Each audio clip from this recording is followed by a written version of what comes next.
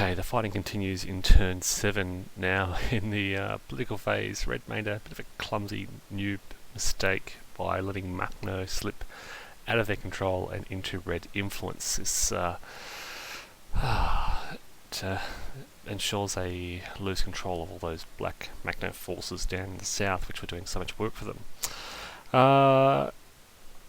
In the action phase, though, red continued their offensive in the south, and mainly there was a lot of activity out in the east, with red pushing back those Siberian armies and eliminating that British corps up in the north.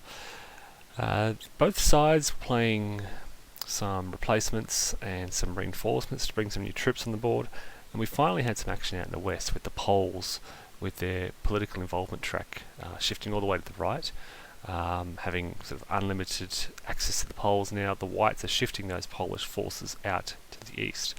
But then this turn, they've captured Minsk and eliminated basically Belarus as a threat. I think I said earlier I knew this was going to happen.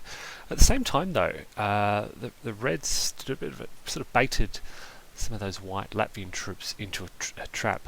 The Latvians marched to the north towards Petrograd, and a red army with pretty high movement speed came around behind them and cut them off from supply, and they were eliminated at the end of the turn. So there are some red forces there. Red's also, as I said earlier, brought on some reinforcements in Petrograd and Moscow. So I think they do have the strength to hold back these Polish forces. And in fact, the Reds are threatening to attack Latvia now, which only has the one army in their capital. And they are surging. The Reds are surging in the east around Omsk, and they're pushing through either side of that Czech Legion, which remains neutral at this stage.